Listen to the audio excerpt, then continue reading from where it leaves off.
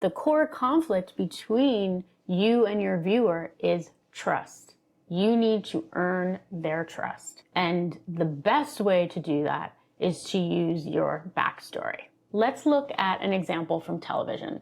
The show Severance and the relationship between Mark S. and Helly. So if you haven't seen Severance, Mark works for this company that does a procedure on some employees who elect to do this where they sever the brains of the employees so that they have work-life balance, so that when they're physically in the office, they have no recollection of what happens in the outside world.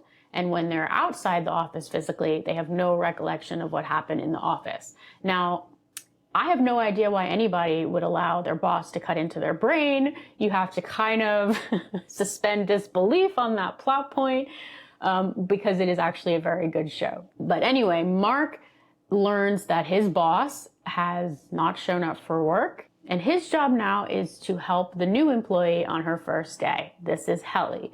Helly has just had the severance procedure, so she's waking up and has no idea who she is really, and Mark has to get her to trust him. And the way that he gets her to trust him is by sharing his backstory, right? He's been through this too. He had the same reactions. He had the same questions, but look at him now. He's really happy. He's actually the boss now, right? So he's doing pretty well. So the conflict between these two is that Helly is actually very stubborn, and it takes a lot for her to actually trust him. In fact, I don't think she really trusts him until a couple of episodes into the series, right? It's this constant battle where she's trying to escape, right? I use this example because it is a very good parallel for the creator and the relationship with the viewer, because just like Helly, the viewer is constantly looking for ways to escape your content, right?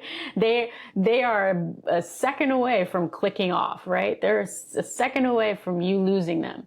So you have to constantly try to build that trust. And the best way to do that is to use your backstory like Mark does with Helly.